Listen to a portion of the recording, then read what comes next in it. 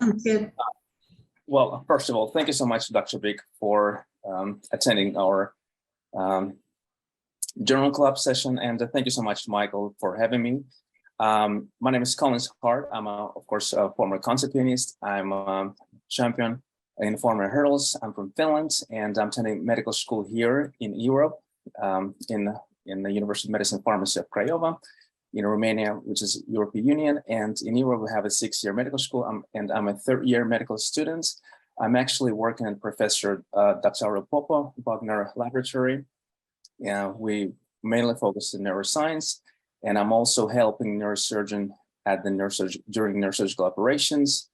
And I'm also a member of the Congress of Neurological Surgeons, and I'm also Scandinavian, Finland, USA ambassador for High Yields UK consulting and coaching service.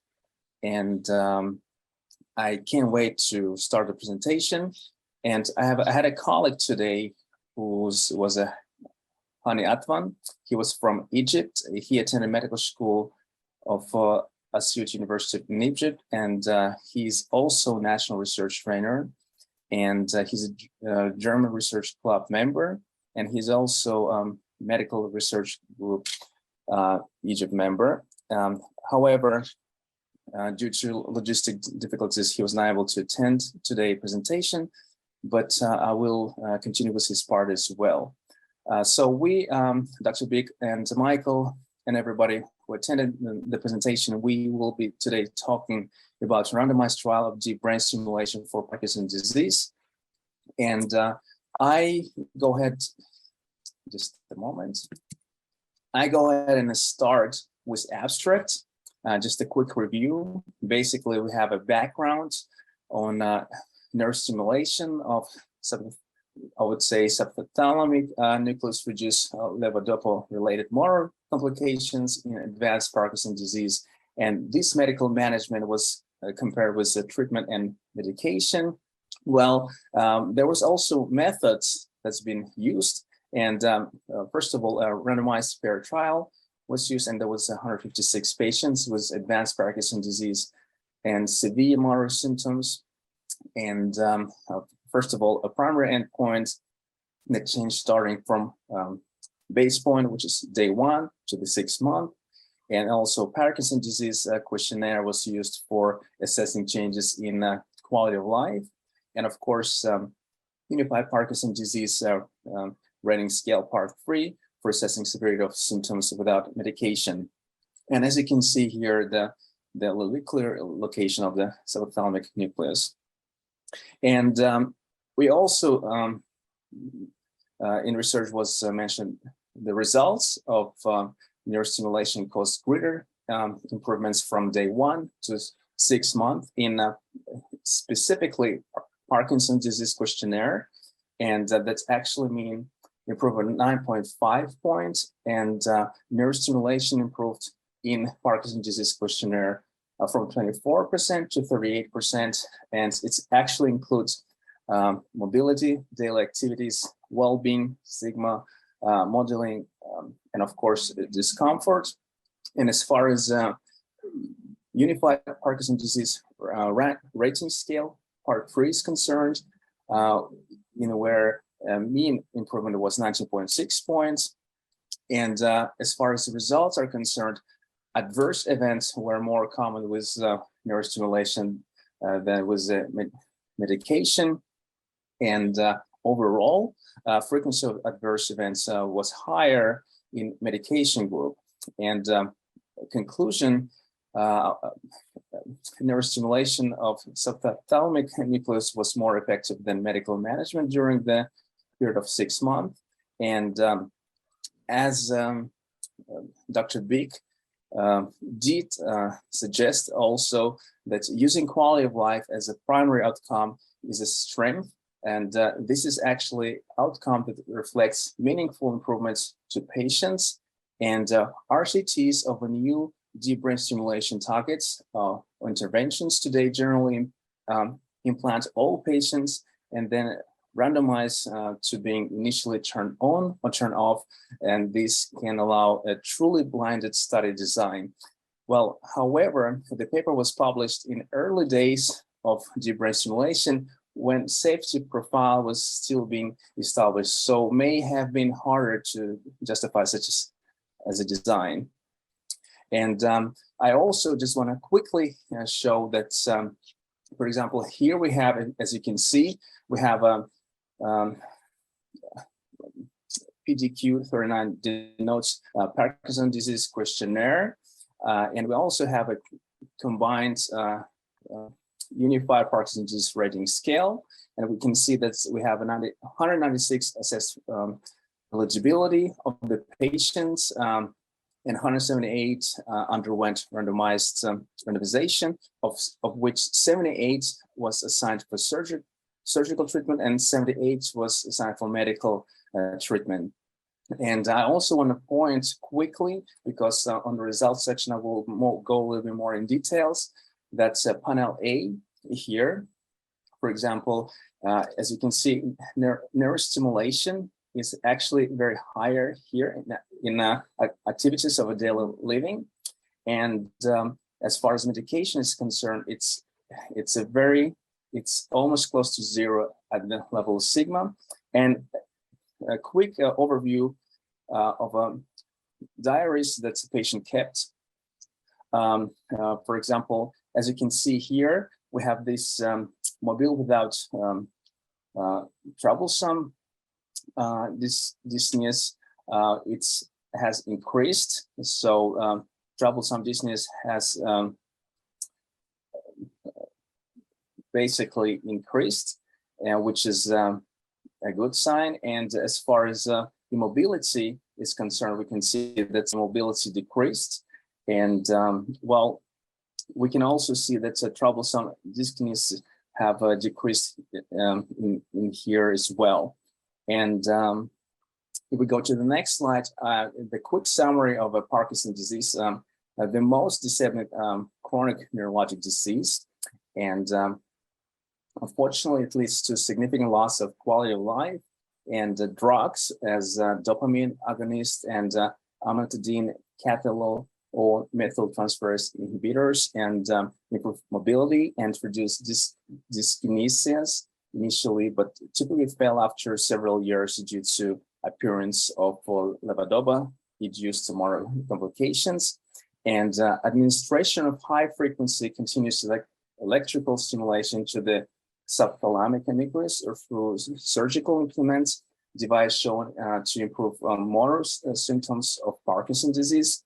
And mobility was significantly improved, and dyskinesias were dramatically reduced.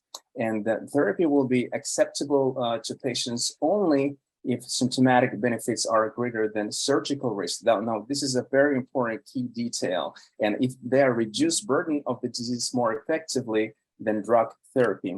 However, randomized control trial is performed to compare neurostimulation with best medical management over a 6-month period. And I quickly go through the methods. We have a patient, and we're enrolled only with being diagnosed with Parkinson's, of course, at least 5 years prior to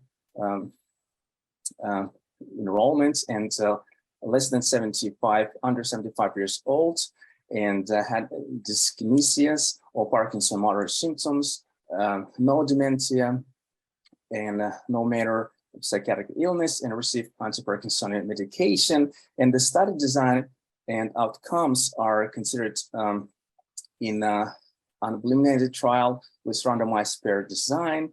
And overall, there was 10 academic centers in Germany and Austria, and patients are enrolled in pairs. For example, one patient randomly assigned to neurostimulation within 6 weeks after enrollment, and other assigned to receive best medical treatment.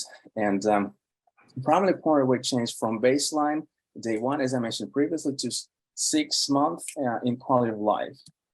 Now, the last few key details that I want to mention here in the method is that the study design and outcomes in PGQ 39 scores range from 0 to 100, And 100 is the higher, is the worst function.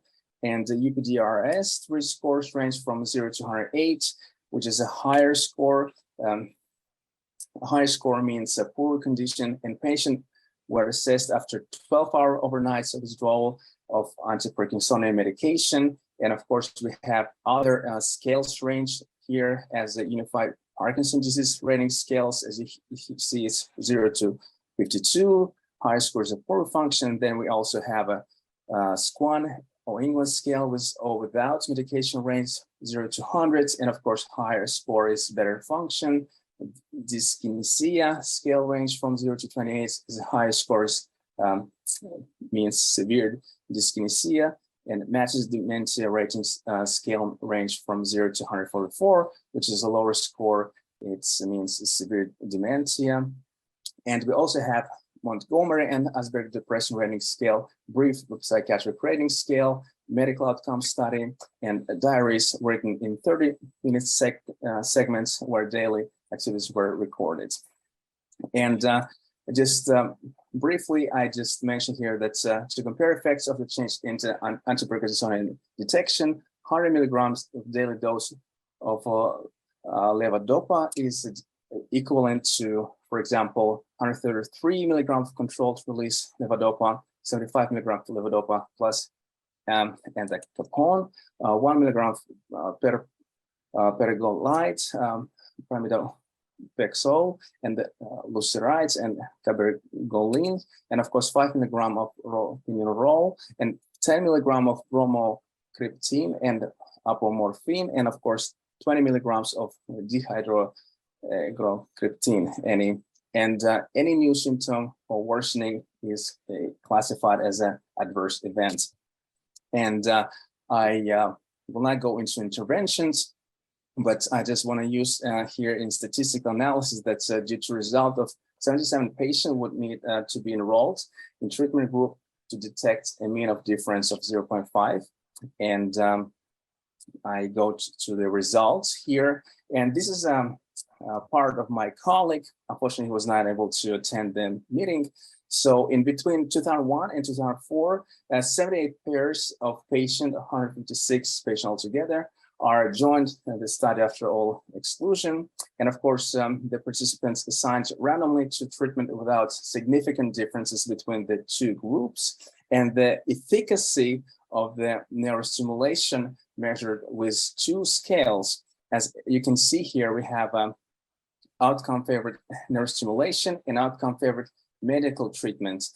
And the PGQ 39 summary index is basically 39 item Parkinson's disease questionnaire has 8 PGQ 39 scales, and the summation of the 8 scored divided by 8 and expressed as a percentage 0 to 100, which is a more healthy. And this is something that I also told you previously. And UPDRS-3, the Unified Parkinson's Disease Rating Scale, basically has 4 parts, and each part has multiple points that are individual score from 0 to 4. And I will go to the next slide. And as you can see here, we have the mean of Parkinson's disease questionnaire 39 summary index score. And this result corresponds to an improvement of about 25% in the neurostimulation group, as you can see here. And of course, compared with the practical, no change in the medication group, as you can see here.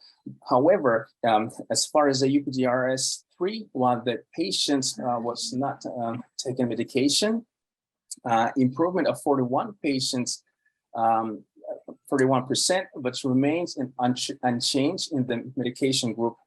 As you can see here, it's remained unchanged. And the UPDRS-3, while the patient was taking medication, an improvement in the neurostimulation group, but remained unchanged in the medication group. And this, as you can see here. The second sensitivity analysis of the primary outcome showed that the outcome was better among patients with neurostimulation than among those who received medical treatments in 45 to 60 pairs. The patient treated with neurostimulation had greater improvements in the score of the PGQ-39 summary index than the patient who received medical treatment, and 51 of 60 pairs. The patient treated with neurostimulation had greater improvements in the UPDRS-3 score. And I quickly want to also summarize the key concept in here is that the individual domains of the PGQ-39 were affected by treatment. And we also have here that, as you can see, I mentioned at the very beginning, that's improvements of 24 to 38%, and basically involving mobility, activities of daily living, and the greatest emotional well-being, stigma, and bodily discomfort, and no improvements in social support, cognition, or communication. And of course, as you can see, this secondary outcome measures were selected to identify additional disease dimensions that are improved with treatments and activities of daily lives, living while the patient was not taking medication as assessed by the UPDRS-2, markedly improved by 39% in the neurostimulation group and slightly worsened by 5% in the medication group. A small difference in the favor of neurostimulation was also observed in this scale when the patient were taking medication. And now we have and the last slides where I will discuss adverse effects, basically 13 severe adverse events, all resolved without complication or death. And unfortunately, there was a 3 neurostimulation, surgery, pneumonia, suicides, and 1 had a medication accident. And the most adverse events were well-known, associated with advanced Parkinson's disease, as you can see here. And basically, the key point in conclusion of the discussion are this trial demonstrated the superior efficacy of neurostimulation over best medical management in patients with advanced Parkinson's disease and levodopa-related motor complications, previous proof of principle studies. In contrast to many previous studies of Parkinson's disease, which focus on motor scales, we used quality of life measures as the primary outcome criteria. There was no sham surgery group of placebo control. The use of sham surgery as a control remains controversial because of the potential side effects. And in conclusion, this 6-month study demonstrated that subthalamic neurostimulation resulted in the significant and clinically meaningful improvement in the quality of life of patients under 75 years of the age who had advanced Parkinson's disease with a severe fluctuation in mobility and dyskinesia. The patient who received neurostimulation had longer periods and better quality of mobility with the less dyskinesia. The change in motor functioning led to improvements in the measurement of activity of daily living, emotional well-being, sigma, and bodily discomfort. Cognition, mood, and overall psychiatric function were unchanged. And here was references, and I would like to thank everybody who attended today. And it was a pleasure to present our presentation. Thank you very much, everyone. Thank you. Thanks. That was a great presentation. I think you brought up some important points. One is that a strength of this paper is using quality of life as one of the primary outcomes. Yes, a lot of studies, as you pointed out, have focused really on motor outcomes, and they also show the benefit in the motor outcomes. But one of the criticisms can be if you don't report quality of life is, there could be side effects or other adverse effects that could kind of outweigh the motor benefits. And so we think of quality of life as kind of taking the balance of all those things. And here, came out on the positive side. And then also, as you pointed out, these days, really the gold standard for DBS trials for new targets or indications is to implant everybody. And then it's one of the few areas of surgical research where we can do a true randomized blinded trial, because we can implant everybody with the DBS lead and turn some people on, and then and not turn some people on and turn them on in a delayed manner, the second group. This was really from the earlier days of DBS. And so I think, as we had kind of discussed, that like wasn't established as a gold standard, and probably there is just more question about how it compared to standard medical treatment. But the downside is that we know there's a pretty big placebo effect for surgical interventions like this, and obviously couldn't be truly blinded. And then another thing that I thought was interesting, you touched on the deaths that happened in both the surgical and the medical group. And so one of the surgical patients actually committed suicide, and they don't really give any more details about it, so it's not possible to know, but it can potentially be related, and there's some question of whether there's a slightly increased risk of that with STN, in particular DBS. And so, as you probably know, there's two targets we use for Parkinson's disease, STN and GPI. And there's some evidence that STN may have a slightly higher risk of having emotional or cognitive side effects. And that's because the STN is pretty small nucleus compared to the GPI. And we think of it as having three subdivisions. And so we target the motor subdivision for Parkinson's motor symptoms, but it also has like limbic or emotional subdivision and a cognitive subdivision. And so it's possible that based on like specific location of the electrode, or just because it's a small, less than 1 centimeter structure, some of the stimulations can spill over and affect the other subdivisions. And so there has actually been a randomized controlled trial of STN versus GPI DBS, and the STN patients did have slightly more depression compared to the GPI patients. And there've been, there's also some thought that maybe there's a slightly increased risk of suicide, but we don't really know that. And then the medication-related death, that patient had a car accident while they were driving while they were psychotic, they said, and that also can be a side effect of medications on the other hand. So both of them have risks and downsides. And one advantage to DBS, especially STN DBS, is that patients can tend to reduce their medicines and the associated side effects. Yes, Dr. Bick. Thank you so much for your feedback. Someone has a question here. I'm just looking at it. It says, I was wondering if you can speak on the long-term effects of DBS since the study has short-term follow-up period. Yes. Oh yeah. And then you asked about the targets of DBS as well. So, what we know about DBS, it's been around now for over 25 years. And what we understand about it is it continues to work. It does not change the course of the disease. So people continue to have progressive disease, but DBS will continue to improve their symptoms above where they would be without DBS. It can be adjusted to some extent, the settings, but there's kind of an upper limit on that. But, people 10, even 20 years out will continue to have benefit. Their symptoms will be worse than when they first had it implanted, but if you turn off the stimulation, they'll be much worse without it.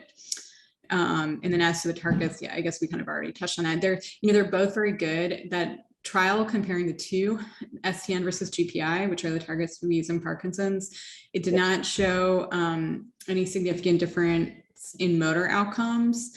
It showed maybe a very slight difference in depression, and there's one cognitive subscore that was worse in the STN patients as well. But generally, most people, and certainly what I do in my practice, and we do together with my movement disorder neurology colleagues, is we tend to choose the two targets based on what symptoms the patients are having. So patients who are having a lot of motor fluctuations where their symptoms are like they're having good times and bad times related to their medicines, like side effects of too much medicine and then coming down off their medicines too quickly. And so that's one group that maybe does better with STN because they can have better, bigger medication reductions. Patients who have a lot of dyskinesia, so excess movements related to medicine, also can do better with STN. STN may be slightly better for tremor.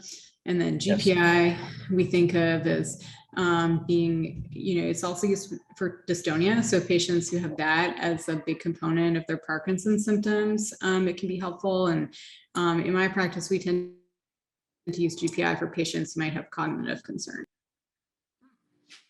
I understand. Well, thank you so much for your answer, Dr. Bick. Great. So I think we'll move on to the second group, which was Laura and Niels. Okay. Okay, can you see my slides? Yep. Okay.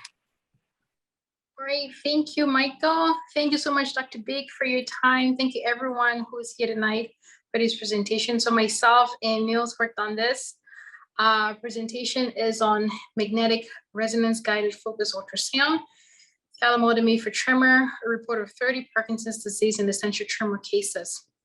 So the question that this presentation is going to answer, hopefully, is magnetic resonance guided focus ultrasound the best modality for treating tremor, essential tremor in Parkinson's disease?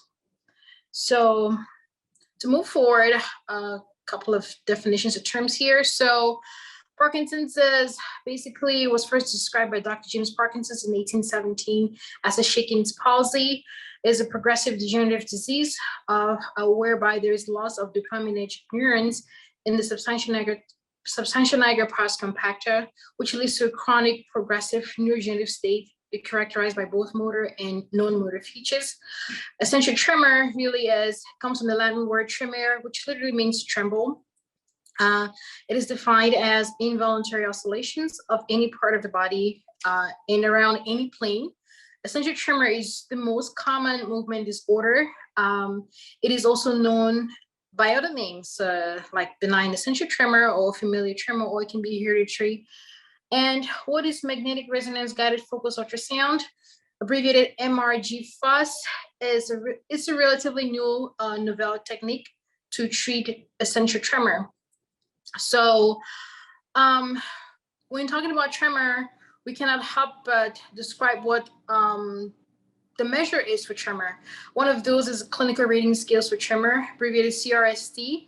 So it is a weighted scale in which there is assignment of different point values to different affected body areas. So this clinical rating scale is designed specifically for essential tremors, and the rating is divided into Part A, Part B, and Part C. And then we also have a unified Parkinson's disease rating scale. It's a rating tool that is used to gauge the progress of Parkinson's in a patient. It is the most common rating scales used to assess 3 phenomena in Parkinson's: performance, repetitive task with each limb getting up from a chair and walking. And then we also have the quality of life in essential tremor, the QUEST test. It is a scoring algorithm that measures the ability to complete activities of daily living in the patients with essential tremor. So at this point, my co-presenter Neil will come in.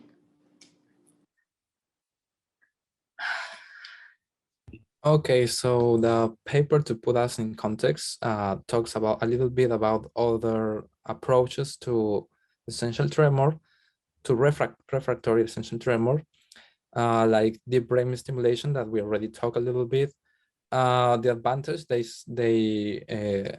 said is like the reversibility and the possibility to make adjustments in the tremor control, so it's flexible.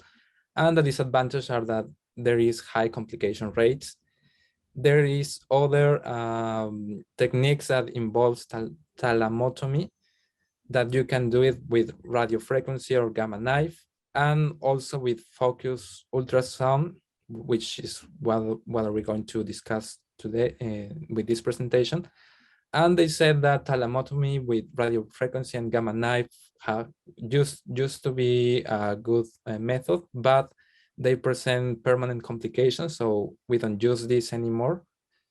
But a new approach that is using this type of magnetic resonance guided focus ultrasound thalamotomy is what they are trying to prove that could be useful and have less complications.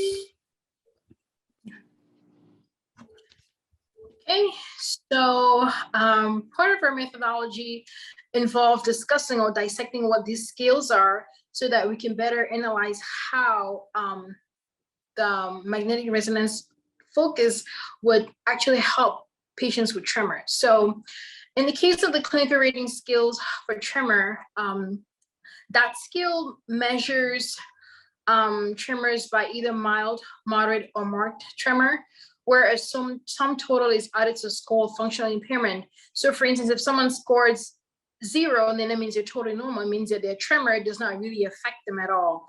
If they scored 1, then they have mildly normal, slightly untidy tremors.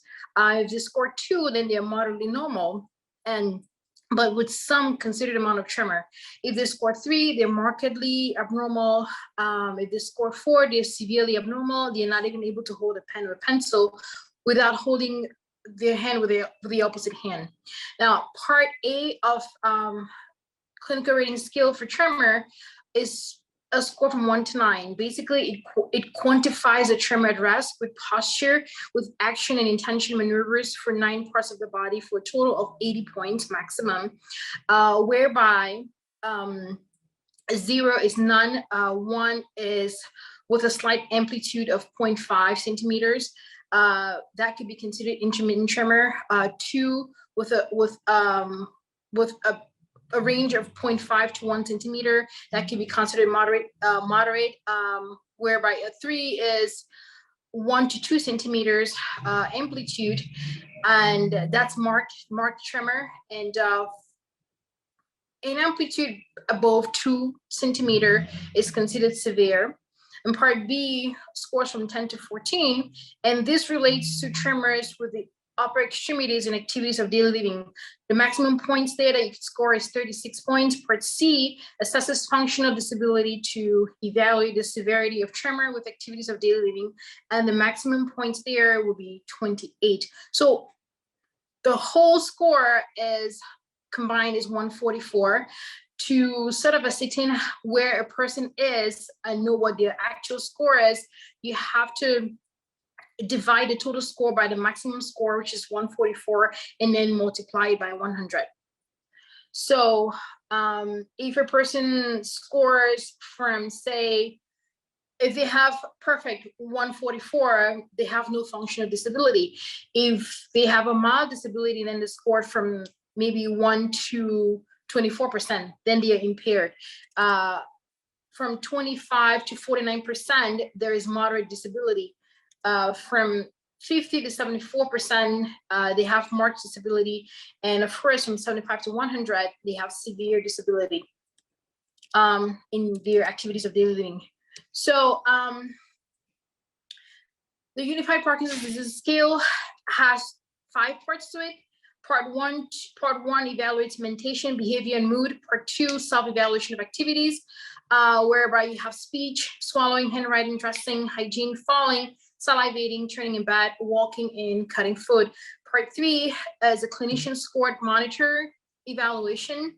And part 4 is complications with therapy. So from part 1 to 4 is measured by either no impairment, which is a score of 0, mild impairment, score of 1, moderate impairment 2, severe impairment 3, and marked impairment 4.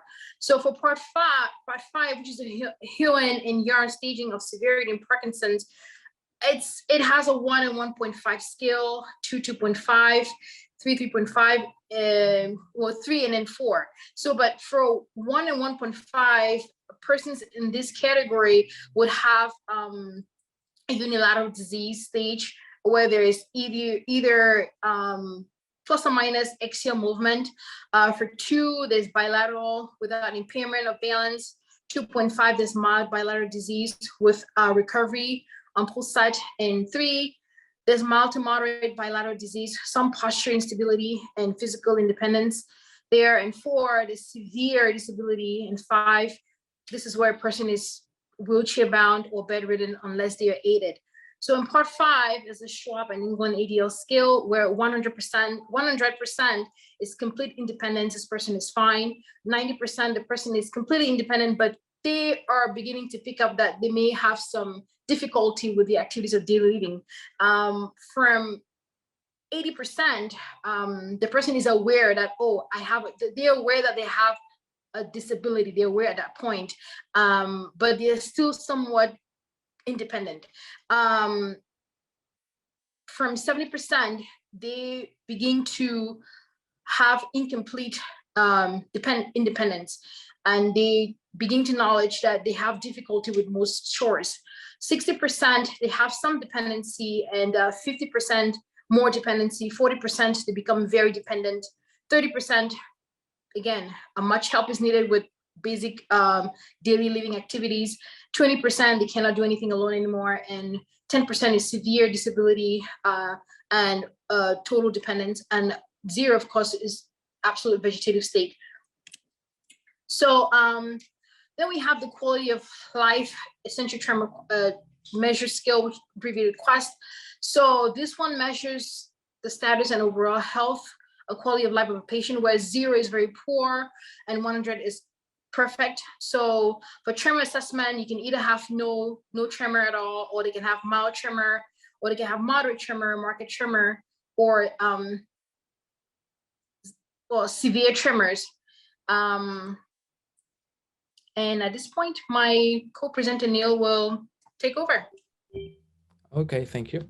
So to understand the procedure that this study does, first, this is a case series, so it's not like the study design is a case series, it's not an observational or experimental procedure, so they don't have like a comparison arm. And what they did was, in a clinical setting in a hospital in Israel, they select 30 patients that actually were offered to use deep brain stimulation or magnetic resonance focused ultrasound, and they choose this one, magnetic resonance focused ultrasound. And in this 30 patient with severe refractory essential tremor, 18 were with essential tremor, 9 with Parkinson's disease, and 3 with Parkinson's disease essential tremor.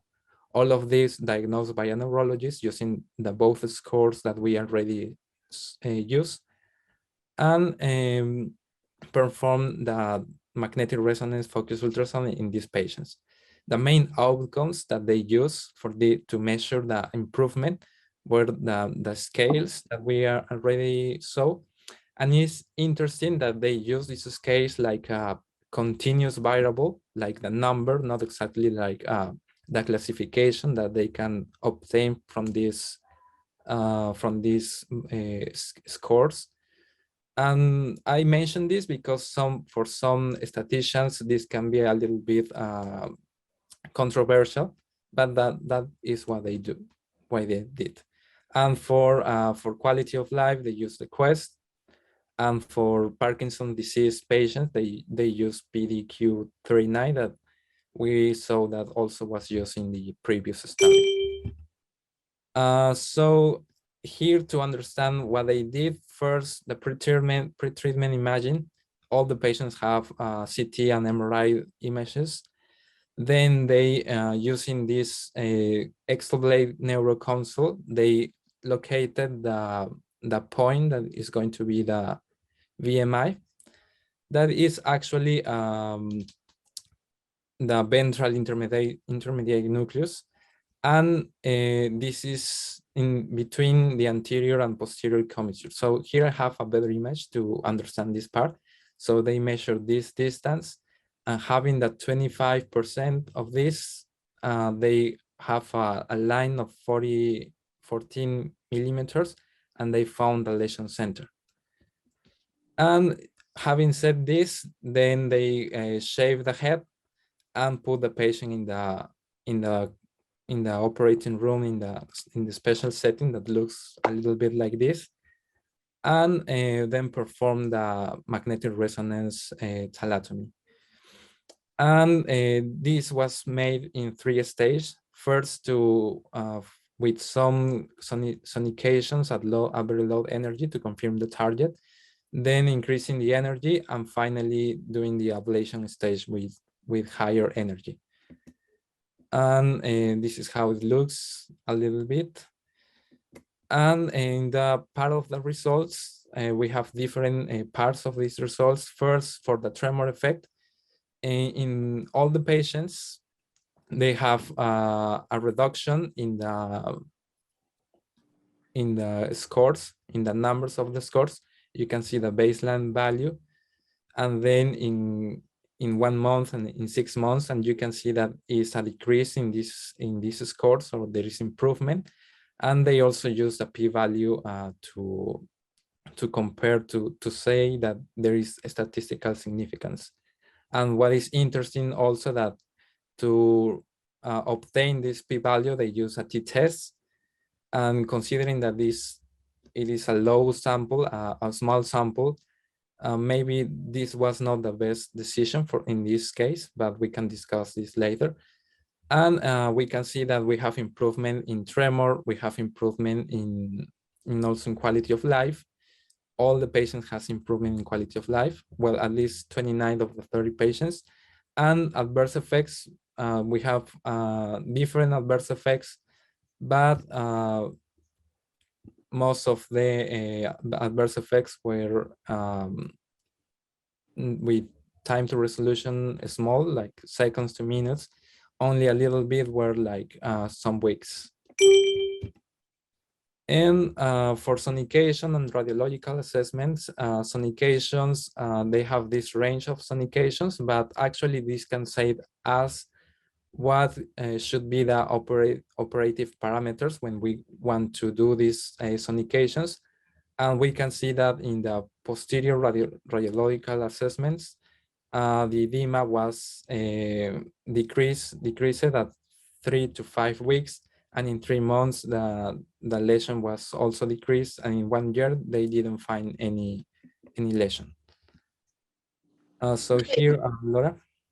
Yes, thank you, Neil. So here we have to evaluate some of the strengths and weaknesses of magnetic resonance guided focused ultrasound.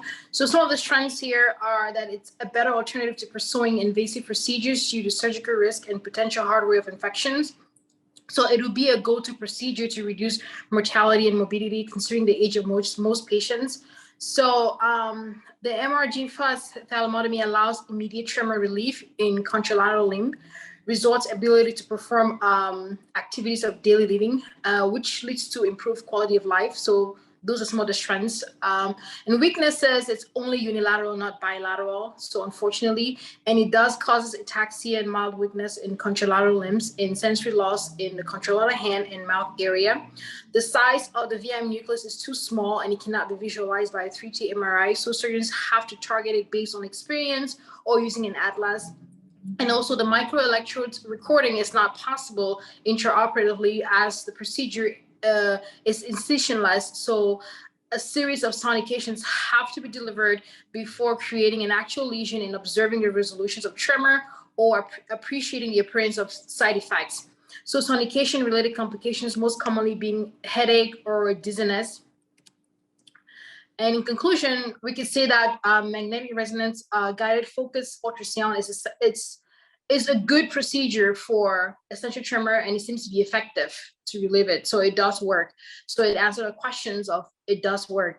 It is also the procedure of choice for patients who cannot tolerate invasive procedures such as DBS.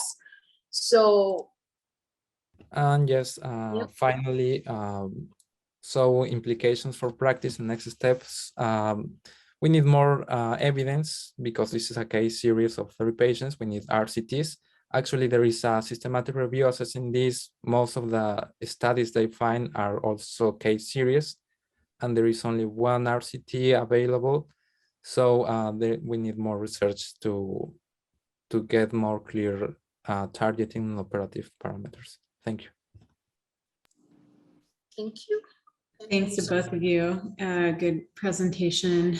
Yeah, I think the last point that you brought up is very good about needing to compare directly to DBS.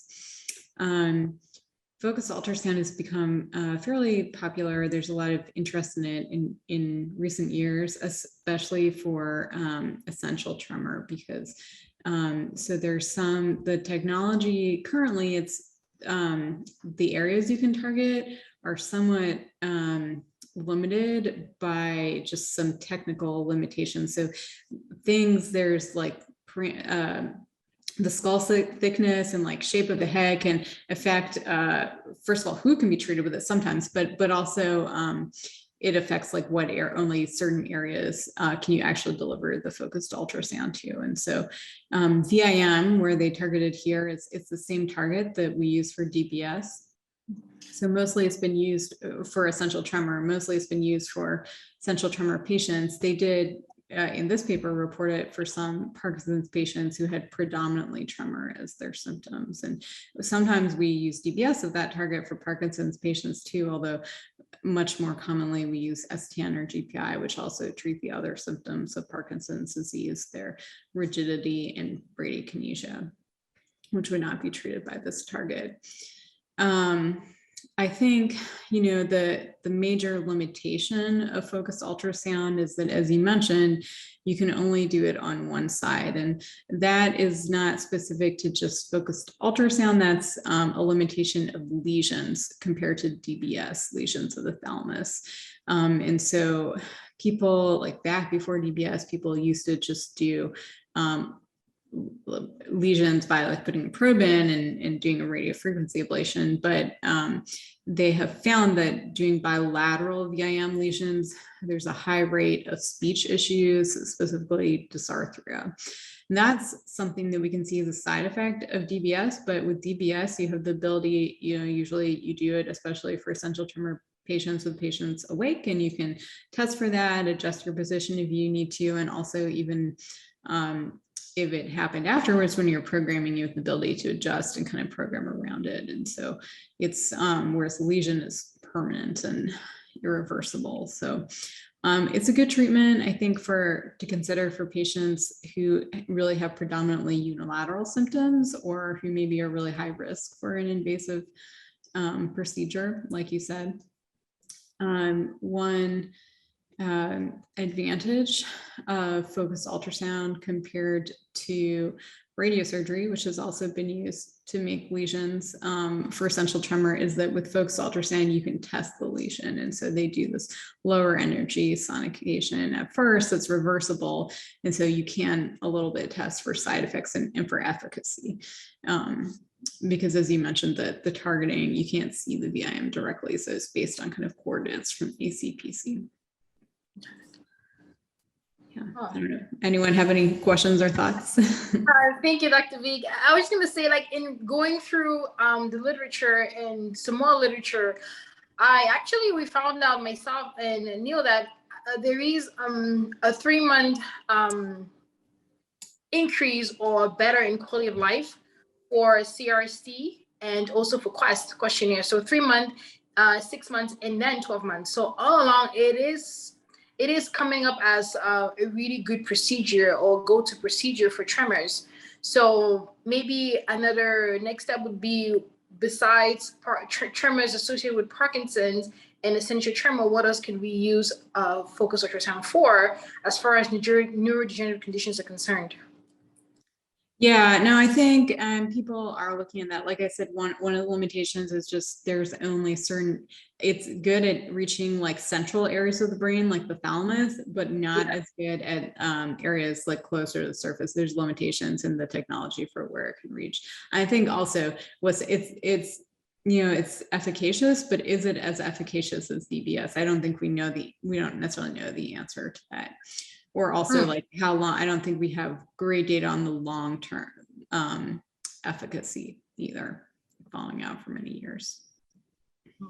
That could be an interesting study to get into, compare focused ultrasound and DBS to see which ones would have the better outcome. But so far, since most of the patients who are Parkinson's who have Parkinson's or essential tremor will be people that are maybe not the best candidates for surgery. So it could, yeah. Yeah, or who just have personal preference to avoid surgery. Yeah, that's true. Thank you, Dr. Bick. Thank you. Okay. So Vishal, I know we're getting a little bit close on time, and obviously we want to respect Dr. Bick's time. So maybe you can do some quick highlights from this paper. Especially since we talked a little bit about DBS leading up to it.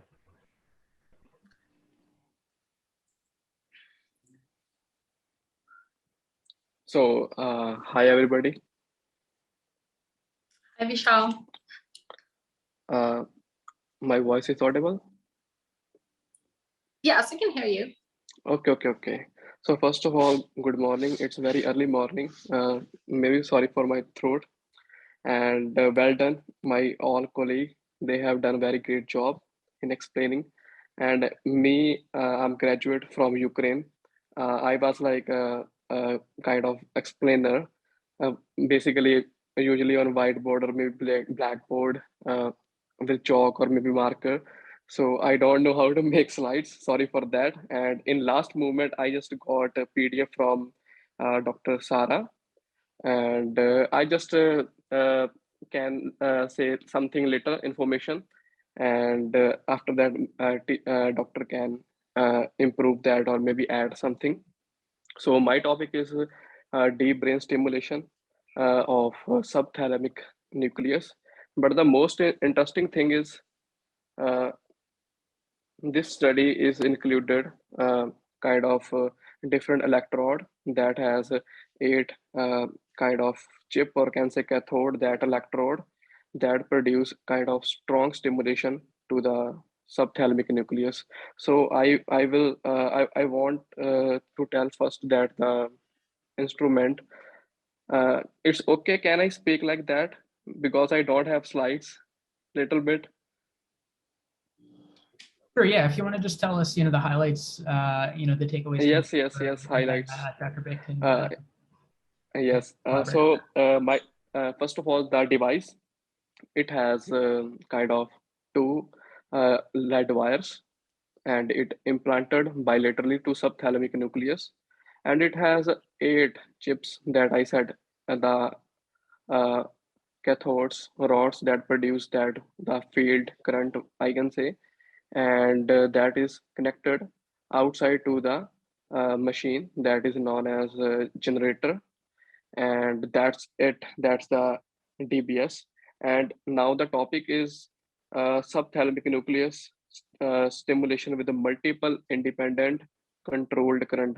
So the main thing is my in my study, it's a DBS study, stimulation of subthalamic nucleus. But the most important thing is this is a new study, and it has I already said 8 electrode, and it produce kind of constant current, and it's that is independent, multi-centered, and the most also new thing, it's a double blind. It has sham group, and let's talk about the study. So what they have done, they have take patients who are like before taking medicine kind of 28 days or maybe 1 month, and then they selected according to the like comorbidities that they are really fit eligible for their procedure. There is no any pacemaker or any kind of surgery or any kind of heart condition or really diabetic. So they choose very wisely. The most confusing part of this full article for me, there is a lot of screening. There is a lot of screening for the patient, and then after screening, they select some patients, then they implant that the DBS system. Then they wait for 30 days or 15 days for complete healing process. Then after that, they start the trial, that is double blind trial. They actually divide the groups into active and control group, and they started the trial. And after the 3 months, then there is a 5 year of open period, 5 years. And in 5 year, there is a successive year by year follow-up of the patients. And that's it. This is a study, and this has two phases. First phase is a double-blind phase that is of just 3 months, and after that, for 5 years, this study is completely open, and that's the duration. And let's talk about the side effects.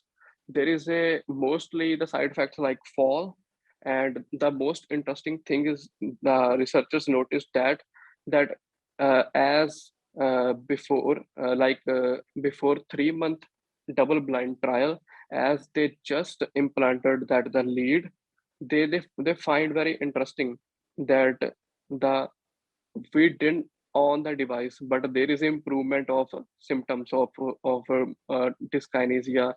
So that the micro deletion pseudo effect or placebo effect firstly improve the symptoms. Then after that, in 3 month trial, they of course they increase the dose.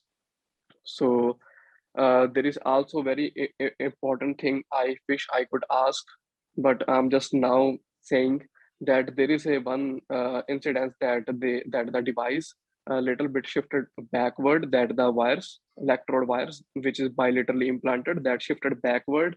And what it leads to, it leads to kind of symptoms like of depression, suicide attempts. And then that the programmers, they find that correction, they correct it, and that's given. But for me, it's very kind of fascinating, because we already know that the thalamus, it's so much like it's a relay area, it's so much functional, so much complex. And the most side effect, as I said, falls.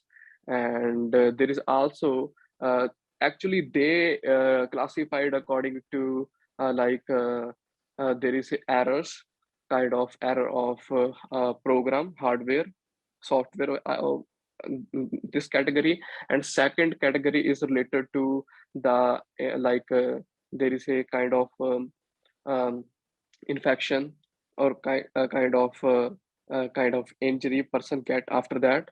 So in case of side effects, there is a basically mainly not severe side effects, but the most kind of dangerous I noticed, that is the bleeding, intracranial bleeding. And there is also in the long term, and they also define in double blind, in phase 3 month side effects, and in 5 year side effects. The one thing to notice, in 3 month phase, their side effects are like not so much severe, but in the case of long 5 year phase, there is a suicide attempt. So that's it, I could say. And I hope that little bit information helpful. This is my first time, so thank you all of you. This is a great time. Thanks. Yeah. So the device basically, it was a randomized controlled trial involving this device, which has multiple independent current control, which means that there's kind of two things that are significant. One is that it's current controlled, which means you can set either the current, which is the amount, of stimulation actually like flowing, or the voltage, which is kind of the power, but the amount being delivered might then depend on the impedance of the electrodes. And so they say that, being current controlled is more constant, or more less variability in the stimulation. And then there's also independent control of the amount of current to each individual contact. So they advertise that, company that makes it as being able to better kind of like shape the stimulation. But I think that like the actual device is kind of less relevant to the overall trial. I think this is kind of the opposite end of the spectrum in terms of study design from the first study, whereas this one did randomize, to stimulation, and rather than actually comparing it to stimulation being turned off, it was subtherapeutic stimulation. So that's a really strong study design in terms of the patients actually being like truly blinded to whether their stimulation was on or not, and they showed really good improvement. And then, as you mentioned, they did have one patient, just like the other study, they had one patient who had a suicide attempt that actually led them to revise the position of the lead. So again, something that, we can, in rare cases, worry about with STN DBS. And they had 3 other patients who knew suicidal ideation, but get improved with programming changes. Yeah, anyone else have thoughts on this paper or questions?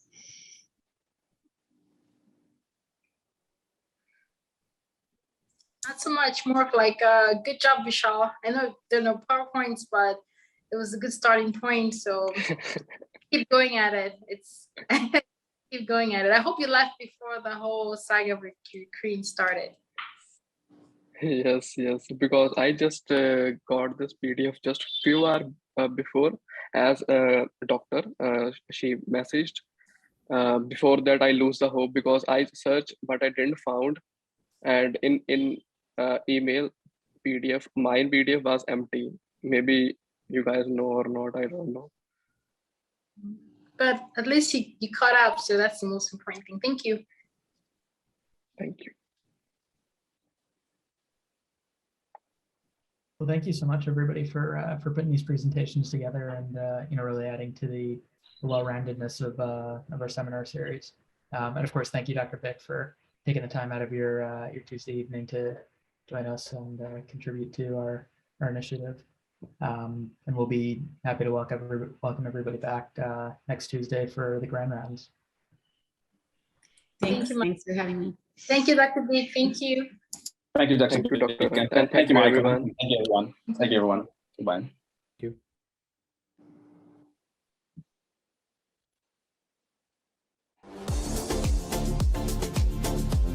Hey everyone, Ryan Rad here from Neurosurgerytraining.org. If you like that video, subscribe and donate to keep our content available for medical students across the world.